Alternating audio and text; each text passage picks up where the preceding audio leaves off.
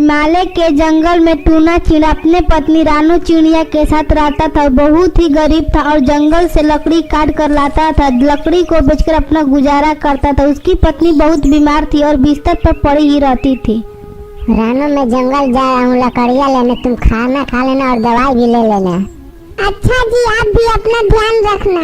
जंगल में जाकर लकड़ियाँ काटने लगता है। तभी देखता है कि एक गाय जा रही है और उसके पैर में नुकीले कांटे गड़ जाते हैं, जिससे उसके पैर से खून निकलने लगी और गाय वहीं गिर जाती है। अरे ये क्या हो गया? ये गाय तो घायल हो गई और मुझे उसकी मदद करनी चाहिए। टूना चिड़ा उस गाय के पास जाता है। मुझे कांटे निकालने में समय लग जाएगा और लकड़ियाँ नहीं काट पाऊंगा और गाय को चिल्लाते हुए नहीं देख सकता। मुझे गाय की मदद करनी चाहिए। टूना चिड़ा वहाँ से चला जाता है। डॉक्टर हरिया तोता को लेकर आता है और हरिया तोता मरहम पट्टी कर देता है। लो टूना भाई, गाय का मरहम पट्टी कर दिया, अब गाय बिल्कुल ठीक हो जाएगी।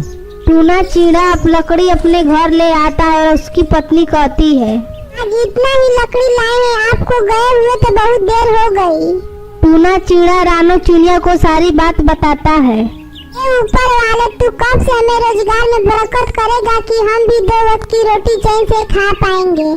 तभी गाय की आवाज आती है और दोनों घर से बाहर जाकर देखते हैं कि हे भगवान, हमारे खाने के तो ठिकाना भी नहीं है और तुम इन गाय को भी घर ले आए। लगता है ये गाय मेरे पीछे पीछे आ गई। मैंने इनकी मदद की इसीलिए मेरे साथ आ गई। मैंने इन्हें लेकर नहीं आया। जब आई है तो रख लेते हैं, जितना होगा उतने खाने को दे देंगे। बीमारी के चलते ही पहले ही पूर्वजों की जमीन जायदाद सब जमींदार के पास गिरवी रख दिए हैं।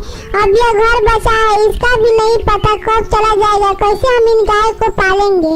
जो होगा देखा जाएगा। कल की चिंता क्यों करती है? ऊपर वाला जो करेगा सही करेगा। ऊपर वाला पर छोड़ दो। देखता हूँ कुछ खाने को हो तो खाना खाया जाए। थोड़ा बहुत खाने के लिए इस गाय को भी दे देते हैं। गाय को कुछ चारा डाल देते हैं। अगली सुबह रानू चिड़िया टूना चिड़ा से कहती है, जिस गाय को लाए वो दूध देती होगी तो थोड़ा दूध निकालो, हमारा भी काम हो जाएगी।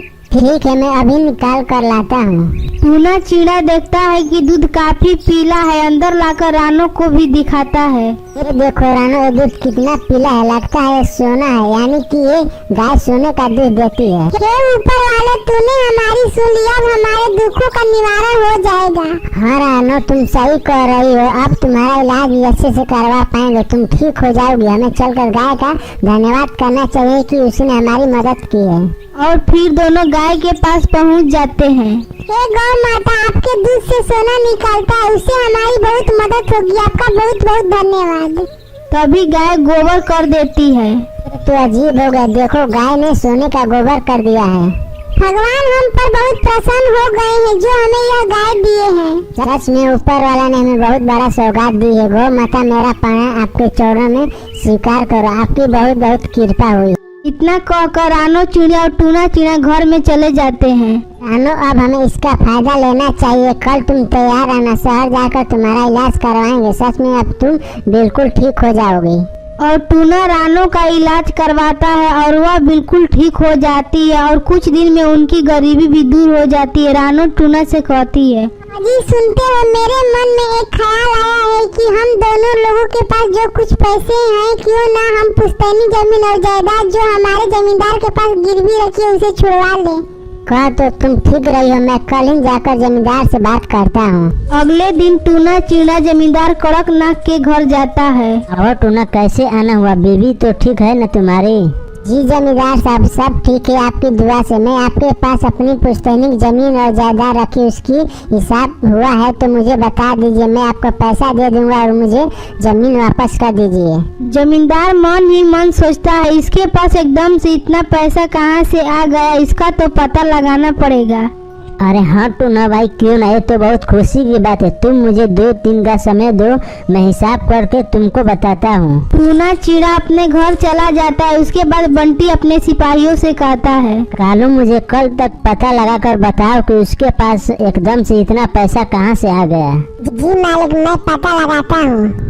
कालू टूना के घर के पास जाकर छुप जाता है और गाय को सोने का गोबर करते हुए देख लेता है। यह सारी बात आकर वह कड़कनाथ को बताता है और अगले दिन टूना चिड़ा जमींदार के घर जाता है। टूना भाई, मैंने सोचा है तुम्हारी पुश्तैनी जमीन के बदले तुझे अपनी गाय देनी होगी। मगर आपसे तो बात हुई थी कि आप मुझे कल पैसे बता देंगे कितना हिसाब हुआ है, तो अब ये गाय कहाँ से बीच में आ गई? देख लो टूना, तुम्हें अपनी जमीन चाहिए तो मुझे गाय देना ही पड़ेगा। टूना चीना अपने घर जाता है और सारी बात रानू को बताता है। 2 गाय हमारे पास तो फिर भी बहुत ही पैसे हैं। अगर जमीन जायदाद नहीं छुड़वाई तो हमारे पूर्वजों की आत्मा को शांति नहीं मिलेगी। ठीक है, जैसी तुम कहती हो वैसा कर देता हूँ, पर मेरा तो मन नहीं करता है, मगर कोई चारा भी तो नहीं है। अगले दिन टूना जमींदार को गाय दे आया और अपने सारे कागज जमींदार से ले आता है। अब आएगा न मजा, मैं अब इसके गोबर से जो सोना मिलेगा उसे बेचकर बहुत ही अमीर हो जाऊंगा। उसके अगले दिन अरे इसका गोबर कहाँ गया? क्या पूरी रात गाय ने गोबर नहीं किया? मालिक पूरी रात ध्यान से देख रहे हैं, गाय ने गोबर नहीं किया। अरे बेवकूफ, तुमने गाय को ठीक से खाना खिलाया भी या नहीं? और खिलाओ खाना। गाय को खूब सारा खाना खिलाते हैं, लेकिन गाय गोबर करने की जगह बीमार पड़ जाती है। कालू, तुमने मुझे बेवकूफ बनाया। मुझे पहले ही लग रहा था कि गाय भला कहीं सोने का गोबर करती है। तुम टूना को बुला कर लाओ। ठीक है मालिक, मैं अभी बुला कर लाता हूँ। कालू टूना चीना के घर जाता है और उसे बुला कर लाता है। टूना, तुमने ठीक नहीं किया। तुमने मुझे बीमार गाय दे दिया। मुझे नहीं चाहिए तुम्हारी गाय। मुझे तो पैसे दे दो वरना पंचायत बुलाकर तुझे जेल में भेजवा दूंगा। अरे नहीं जमींदार साहब, अब मैं अपना गाय ले जाता हूँ और कल आपको पैसे दे दूंगा। टूना गाय को अपने पास ले आता है और गाय टूना के पास आते ही ठीक हो जाती है। हे गौ माता, मुझे जमींदार को कल सुबह पैसे देने हैं। मेरी मदद करो गौ माता, हमारी मदद करो। हमारी पुश्तैनी जमीन सब चली जाएगी, हमारी मदद कीजिए। इतना कहते ही गाय बहुत सारा गोबर कर देती है। बहुत बहुत धन्यवाद गौ माता, अपने पूर्वजों का जमीन अब मैं छुड़ा पाऊंगा। और अगले दिन टूना जाकर जमींदार को उसके पैसे दे आता है। टूना और रानू चिड़िया हंसी खुशी अपना जीवन गुजारने लगते हैं।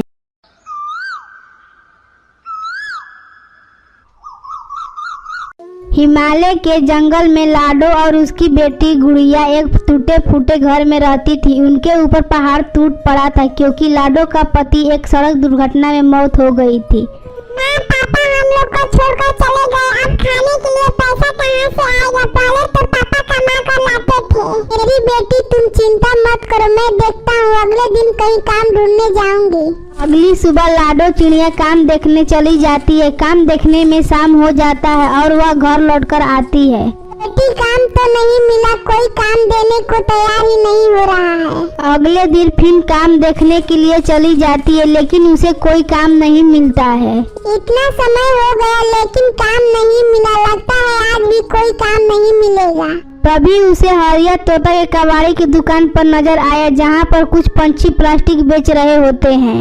अच्छा लगता है, मुझे भी यही काम करना पड़ेगा, नहीं तो भूखे मर जाएंगे। लाडो चिड़िया सड़कों और गलियों से लोहा प्लास्टिक उठाने लगती है और बेचकर घर आती है। यह लो गुड़िया बेटी, यह कुछ दाल चावल लाया हूँ, इसे पका लो। ठीक है माँ, मैं पहले नल से पानी ले आती हूँ। लाडो नल से पानी लेने जाती है, तभी काली कौवी उसे देखकर कहती है, अरे देखो, आज इसकी माँ गली में कूड़ा उठाती फिर रही थी और यहाँ पानी भरने आई है। पूरे गंदगी में हाथ डालता है। ऐसे लोगों को हमें अपने नल पर पानी भरने नहीं देना चाहिए, हमारे बर्तन में भी गंदगी आ जाएगी। लेकिन काकी, इस जंगल में तो यही एक नल लगा है ना, अगर हम पानी नहीं ले तो कहाँ से पानी पियेंगे? हमें क्या पता पानी तू कहाँ से पिएगी, लेकिन यहाँ से तू पानी नहीं भरेगी। गुड़िया वहाँ से घर वापस आ जाती है। क्या हुआ गुड़िया बेटी, तुम रो क्यों रही हो? तुम तो पानी लेने गई थी ना।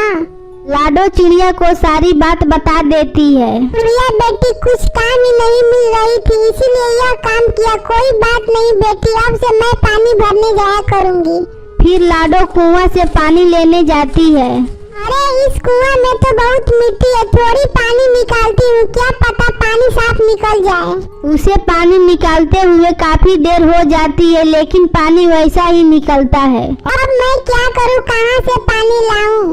लाडो चिड़िया रोती हुई वहाँ से पानी लेकर घर आ जाती है। माँ, आप इतनी देर कहाँ लगा दी थी? मैं कब से आपका इंतजार कर रही थी।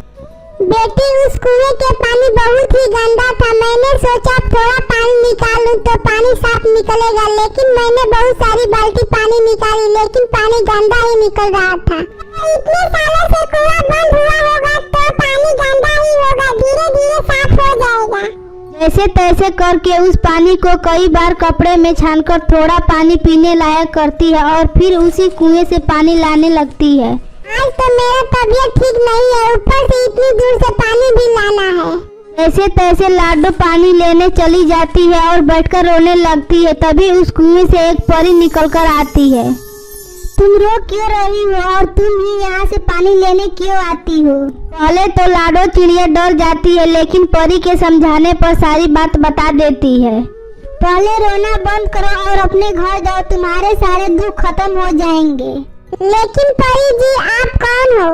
मैं कुएं में रहने वाली परी हूँ। इसके अंदर हमारी अपनी दुनिया। मैं कभी कभी यहाँ घूमने, पहले यहाँ कोई नहीं आता था, लेकिन अब कुछ दिनों में मैं यहाँ से पानी ले जाते हुए देख रही हूँ और रोते हुए भी आज मुझसे रहा नहीं गया, इसीलिए मैंने पूछ दिया। अब तुम अपना घर जाओ। लाडो चिड़िया घर आती है और अपने घर आकर सो जाती है। तुम लेटी हुई क्यों हो? लाडो चिड़िया अपने तबीयत के बारे में बताती है। बेटी जाके खाना खा ले, तेरे लिए खाना बनाई हूँ। ठीक है माँ, मैं पहले हाथ धोकर आती हूँ। गुड़िया जैसे ही बाथरूम में जाती है, वहाँ पर एक नल लगा हुआ था। माँ जल्दी आओ, ये देखो यहाँ पर एक नल लगा हुआ है। यह किसने लगा दिया? जरा चला कर देखो, इसमें पानी आता है। गुड़िया नल चलाती है। नल से सोने के सिक्के निकलने लगता है। क्या इसमें से तो सोने का सिक्का निकल रहा है? बेटी मैंने बताया था कि मुझे एक परी मिली थी, उसी ने लगाया होगा। अब हमारे बुरे दिन चले गए हैं। माँ तुम सही कह रही हो, अब जल्दी से कुछ खाने के लिए ले आते हैं। लाडो कुछ सोने का सिक्का लेकर बाजार जाती है और खाने के लिए लेकर आती है और खाना खाकर सो जाती है। गुड़िया बेटी जल्दी उठो, बहुत सारा काम करने जाना है। गुड़िया उठ जाती है और दोनों बाजार जाते हैं और घर का सारा सामान लेकर आते हैं और अपने घर के लिए एक पानी का नल भी लगवा लेते हैं। यह सब देखकर उसकी पड़ोसन में एक सुंदरी काली कौवी रहती थी और उसने अपने पति कालू कौवा से बोलती है, अरे कालू जी देखो, पड़ोस के लाडो ने अपने घर में नल लगवा दिया और सुबह से बाजार के चक्कर पर चक्कर लगा रही है। पता नहीं इतना पैसे कहाँ से लाए उनके पास। क्या पता उसने कहीं चोरी की होगी और उसी से ये सब लेकर आ रहे होंगे। कुछ ना कुछ तो गड़बड़ जरूर है जी। इससे ही कुछ दिन बीत जाते हैं और लाडो चिड़िया अपनी बेटी से कहती है, बेटी पूरे दिन हम घर पर रहेंगे तो किसी को शक भी हो जाएगा। उस नल से पैसे निकाल कर एक अच्छा सा बिजनेस खोल देते हैं, जिससे किसी को शक भी नहीं होगा। माँ तुम बिल्कुल ठीक कह रही हो। फिर लाडो चिड़िया नल के पास जाती है और नल चलाती है, जिसमें से सोने का सिक्का निकलने लगता है। फिर उन पैसों से राशन की दुकान खोल देती है। आखिर दोनों माँ बेटी दिन पर दिन तरक्की कर रही है। आखिर कबाड़ा उठाकर कौन इतना अमीर बनता है? जरूर इन्होंने कहीं चोरी की होगी। सुंदरी बहन ऐसे क्यों बोलती हो? हमने कहीं चोरी नहीं की है। तेरे पति क्या खजाना छोड़कर गए थे कि तुम दोनों मिलकर उड़ा रहे हो?